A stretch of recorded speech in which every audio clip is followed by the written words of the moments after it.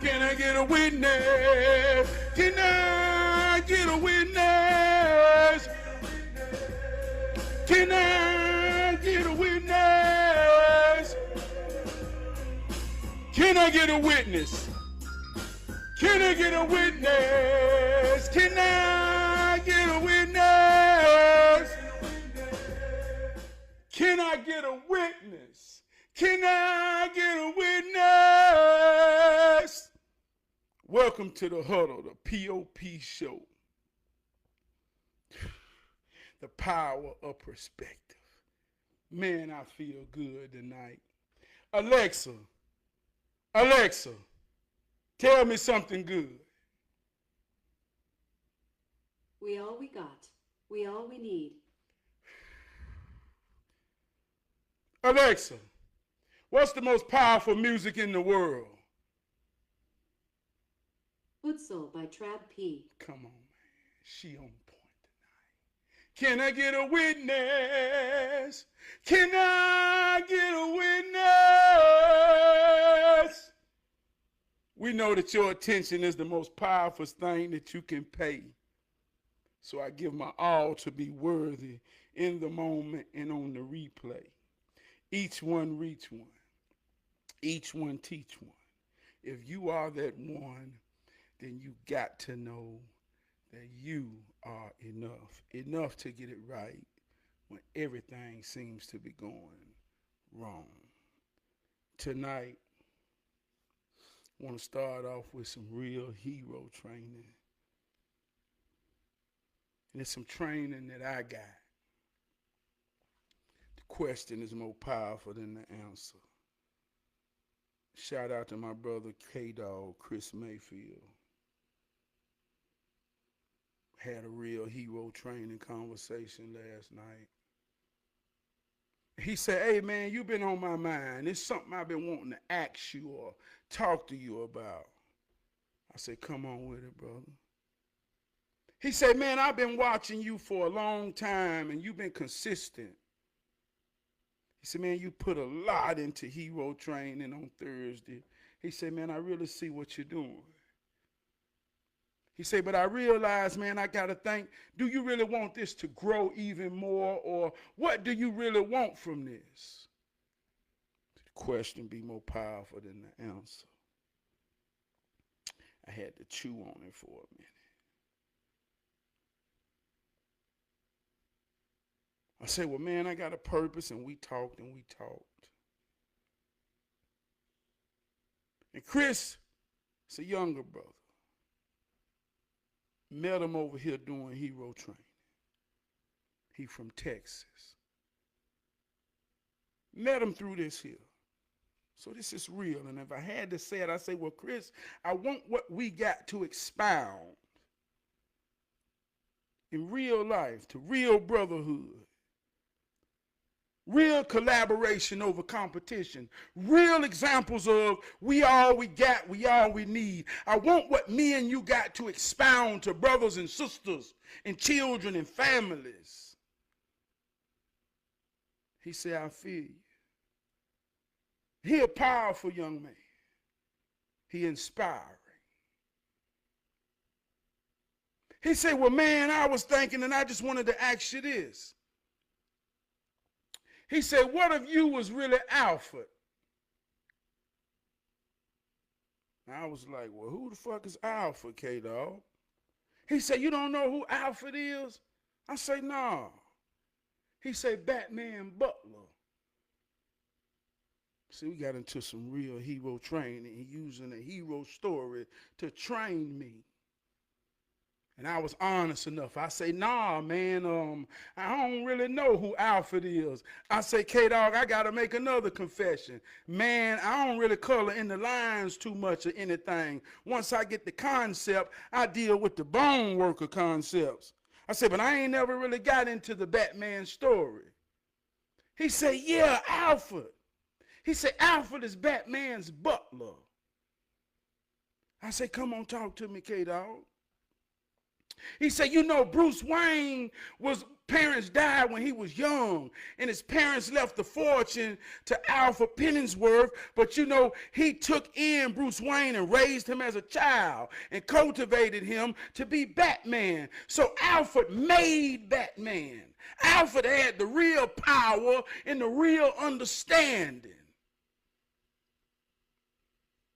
I say, damn, I ain't never knew about Alfred. He said, yeah, man. Man, you know, I've been thinking about situations I'm in, and I think about some of the words you say, and I want to say, man, you like Alfred. And I'm tripping, because I ain't never really understood or even known who Alfred was in the Batman story. He training me through a hero story. I got to chewing on it.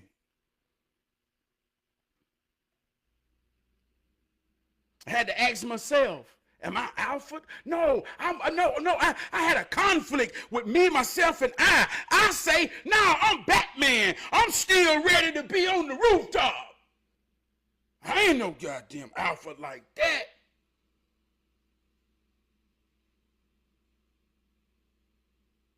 But as I'm chewing on this, my son came in the room. Was made aware he got an interview. I said, oh man, I got to prepare him. And I realized at that moment, oh my God, I am Alpha.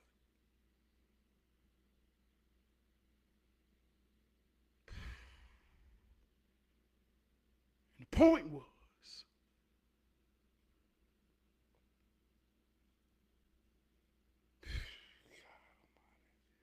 Sean Lee, the mastermind.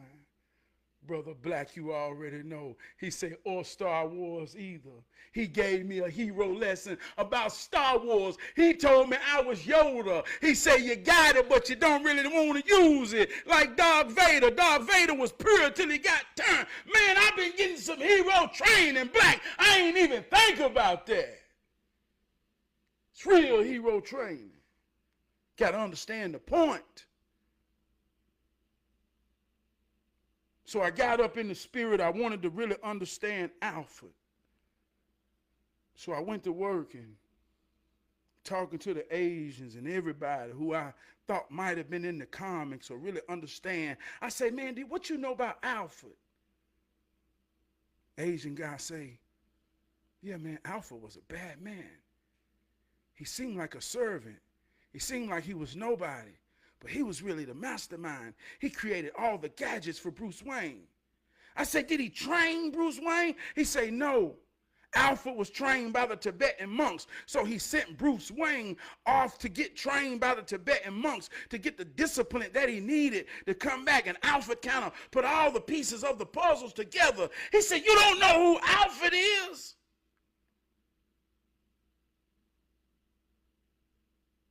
Who teaches the teacher? When the students are ready, the teacher shall appear. I wanted to be a student about Alfred.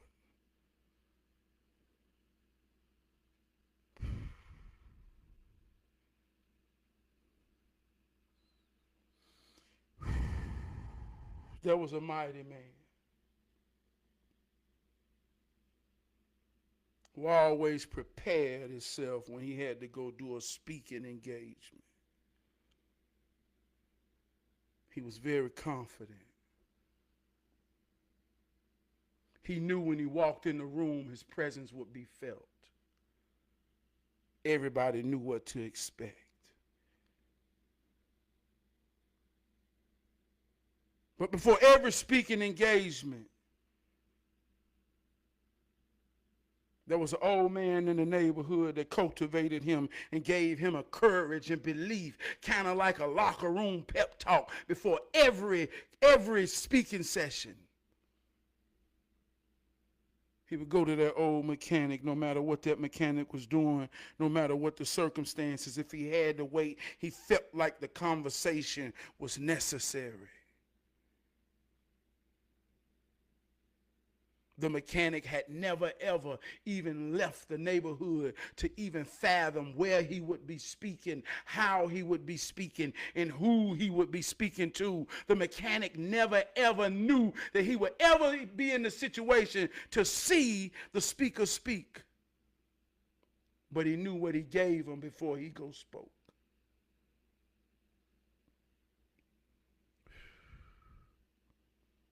That's your Alpha. That's your Alpha. Who's your Alpha? Who are you an alpha to?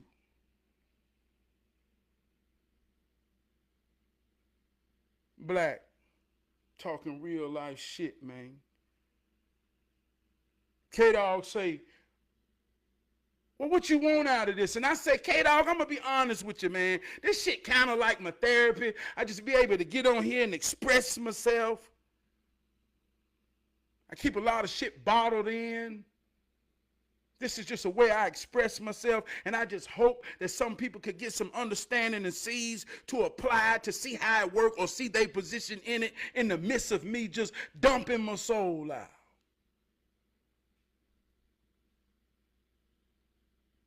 I don't really plan this or think about it. So in the moment, my brother Jeff Wright, a.k.a. Black, called me the other night.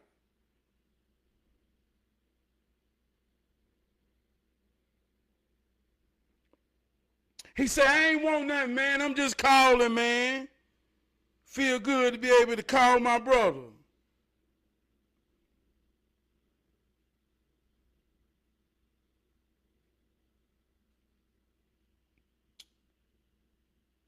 Alfred the Batman, Batman the Alfred.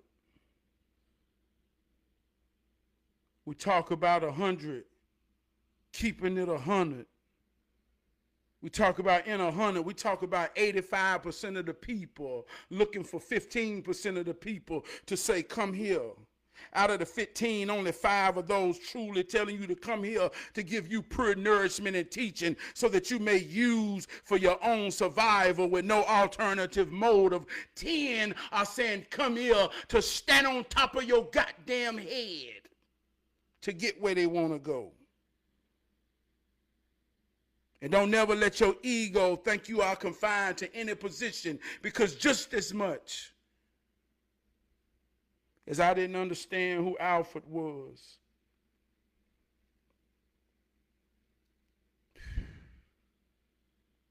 just as much as I know all I know,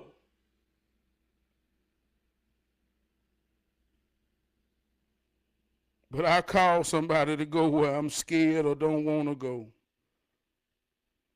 Example, under the house. I stand in a big 85. And if it's something necessary that needs to be fixed under their house, I stand in the 85 to hope that the person that's willing enough and confident enough to go under there will be fair with me. But if he ain't,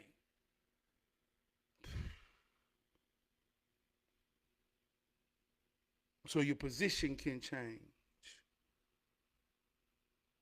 Your position can change. That's what I'm trying to say. Your position can change. In one relationship, you can be Alfred. In another relationship, you can be Batman. There's moments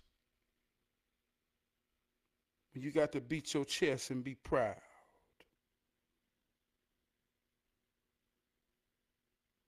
It's a powerful thing to be mine. I ain't saying that it's in personally me. I'm saying it in the perspective to say it. It's a powerful thing to be mine. If you can say it, repeat it now. It's a powerful thing to be mine and talk about yourself. I say the most powerful knowledge is knowledge of self. I'm talking about the self in you, the reflection to say it's a powerful thing to be mine. Anything that is mine is a reflection of myself. It's a powerful thing when you understand that.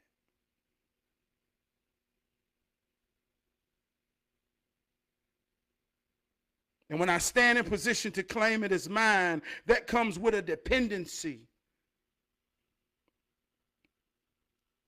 That comes with a commitment. That comes with a hero spirit. To say, I can't lose, I won't lose.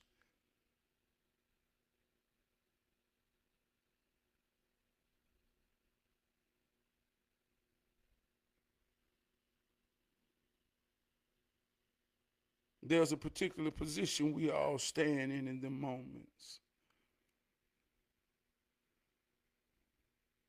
But standing in that could also mean I'm propelling my babies, propelling my wife, propelling anyone who's in my path that needs something. See, I talk about spirit, inhale, exhale. When you exhale, when you express yourself, when the things that are within you, the light, the darkness, the love, the hate, when they come out of you, when you expel, express, and push them out there in the world.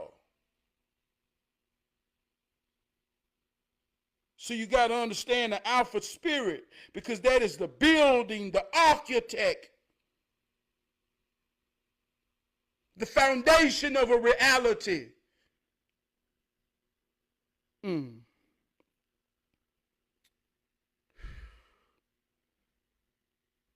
want to switch another subject.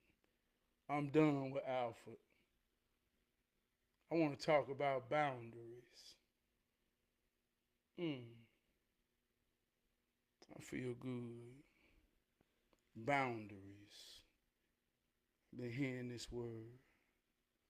Boundaries. Who set the boundaries?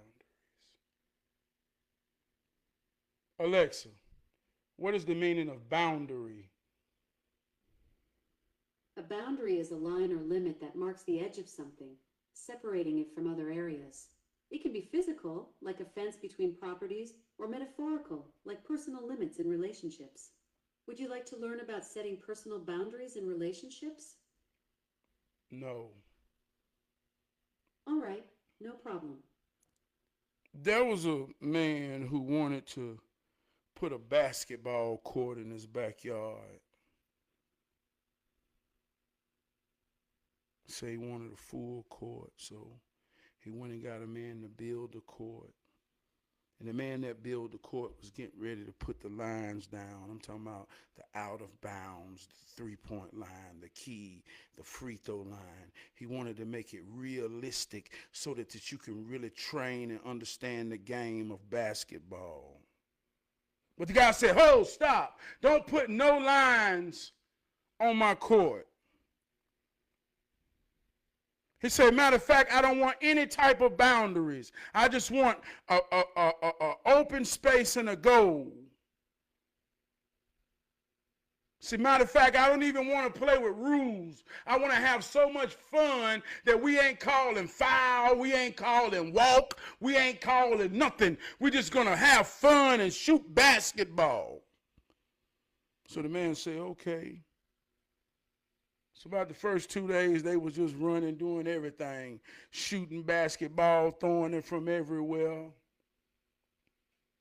Third day, the pace slowed down. Nobody was serious. Nobody even had any enthusiasm to prove anything. So the guy with the court, who built the court, came back. He said, "Hey, what's wrong?" He said, "Man, I don't know. It ain't really fun like that." He said, "Well, you know why?" He said, "Why?" He said, "You ain't set no boundaries on the court." He said, "Well, go ahead and put the lines on the court." So he put the out of bounds, the 3-point line, the block, the free throw line, the top of the key. And when they saw it and it started looking like a real basketball court, people came out and they began to get serious. Because now the perspective of realness came about playing basketball. The effort came back. The awareness of winning and losing came back. See, sometimes you need boundaries. You got to know where out of bounds at, because if you don't know where out of bounds at, you can run way over goddamn there, way over goddamn there, and it ain't even fun no more when you get way over goddamn there, because it ain't got nothing to do with the point of what we doing. We supposed to be playing the game right here while you're way over there, because ain't no out of bounds. So when you put bounds and boundaries, you become to create targets for your effort. Who set the boundaries?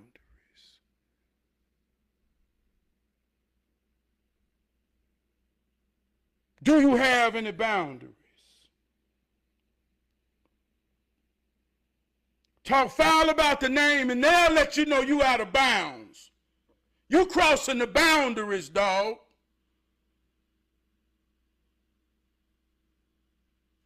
See, we got ideals of relationships where we says there's no boundaries. See, when there's no boundaries, we think of fun. When there's no boundaries, we think of no commitment. There's no landing space for effort.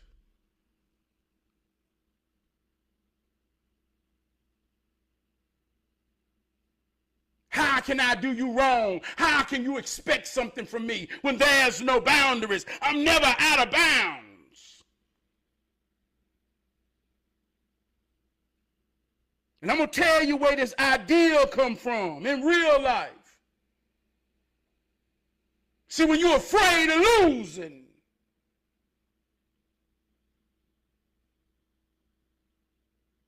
ain't no bounds.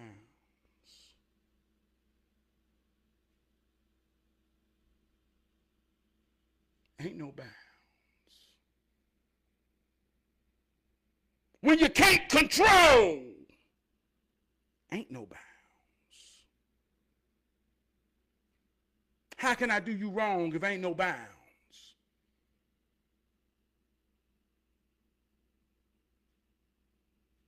So be careful. Be very careful. On any concept of anything that's pertaining to be or supposed to be real and is presented with no boundaries. That means there's no win, there's no losses, there's no strength, there's no weakness. There's no bullseye for effort. I keep it in the line. Because as long as I keep it in the lines, the game on. When you go out of bounds, boop,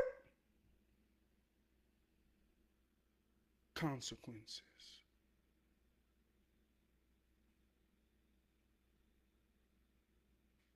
Consequences.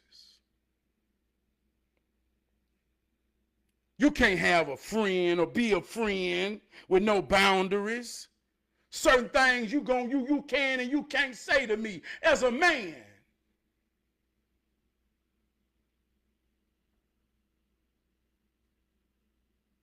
Certain things you will and won't do when you come to my house or I go to yours. Sometimes that's called respect. Morality creates boundaries. Who set the boundaries? The question is more powerful than the answer.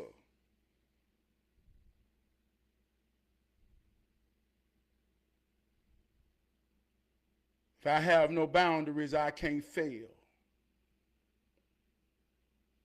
And if I can't fail, then I can't win. And if you can't win or you can't fail and you saying that something is real and you real in it, I'm telling you right now, you paying me some attention on the replay or in the moment, you full of shit and you a bullshitting motherfucker. If it's real, it got goddamn boundaries. Because there's a landing effort.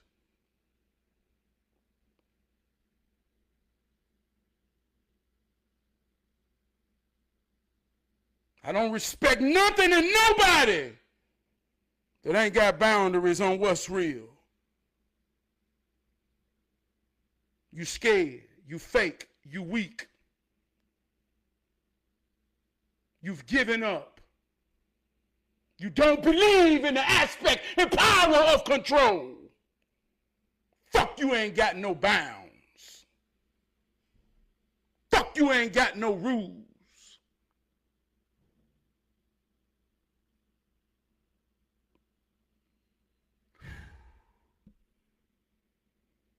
We talk rhetoric, man. We say things that we don't understand. We commit to ideals and concepts.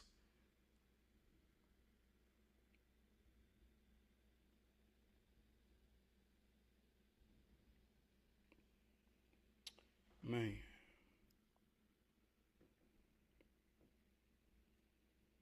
I love y'all, man.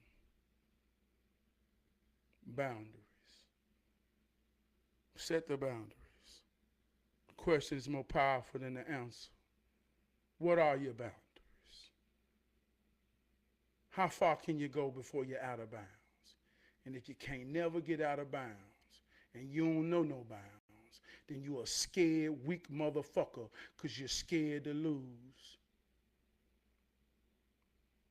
And you don't even give yourself a possibility of winning. Black history. I love you.